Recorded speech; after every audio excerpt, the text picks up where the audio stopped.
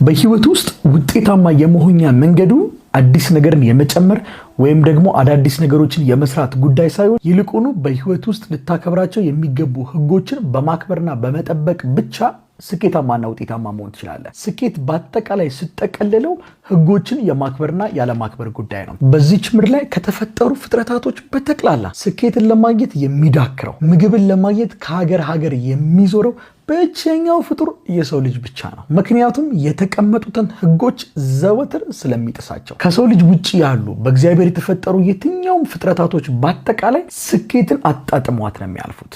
ወፍ ከተፈጠረችበት ጊዜ ጀምሮ ህይወቷ እስከሚያልፍ ድረስ የተቀመጠላትን ህግ አክብራ ህይወቷን በሚገባ መርታ ታልፋለች። ለመብረር የተፈጠረች ወፍ አንድም ቀን ውሃ ውስጥ ገብቼ ካልወጣሁ አትልም። ስለዚህ ስኬት በአጠቃላይ ጠቅለል ስታደርገው አዲስ ነገርን የመፍጠር ጉዳይ ሳይሆን ይልቁኑ ህጉን የማክበር ጉዳይ ነው። ህጉን በምታከብርበት ሰዓት ላይ አዳዲስ አይታቸው የማታውቃቸው ሐሳቦች ወደ አንተ መፍሰስ ይጀምራሉ። ሐሳቦች መፍሰስ ብቻ ደግሞ አይደለም፣ የሚፈሱትንም ሐሳቦች ደግሞ የምትፈጽምበትንም ጉልበት አብረ የምታገኙናል። በዚህ ቪዲዮ ምንም ተማር ምንም ስራ ውጤታማ የምትሆንበትን 7 ቁልፎች የማስረክብ ይሆናል።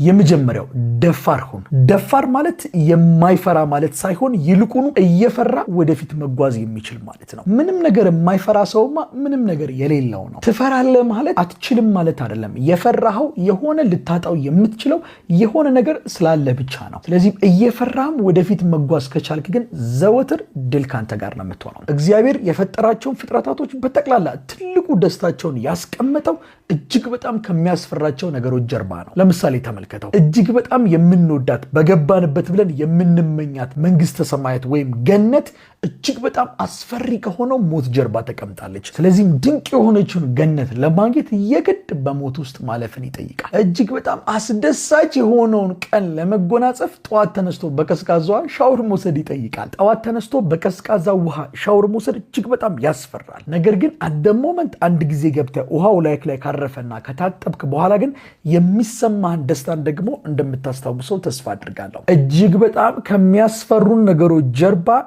ፈጣሪ የህይወታችንን አስደሳች የሆነውን ምዕራፍ ከዛ ጀርባ አስቀምጦታል። ስለዚህም ምንጊዜም አንድን ነገር ከማድረግ በፊት ባልፈራ ኖሮ ምን አድርጋለሁ የሚለውን ነገር ራስን ጠይቀው። ባትፈራ ኖሮ ልታደርገው የምትችለውን ያንኑ ነገር አድርገው። አስታውስ፣ በዚህ ምድር ላይ እንድትፈራው ወይም ደግሞ በዚህ ምድር ላይ ልትፈራው የሚገባው ብቸኛው አካል የፈጠረን እርሱም ብቻ ነው። ከሱ ውጭ ያሉ ነገሮችን መፍራት፣ ከሱ ውጭ ያሉ በምድር ላይ የሚገኙ የትኛውንም ነገሮች መፍራት ከባድ ኃጢአት እንደሆነ ለራስ አስተምረው። ሁለተኛ፣ ራስን የምትወድበት መጠን ሌሎች አንተን በሚወዱበት መጠን ላይ በፍጹም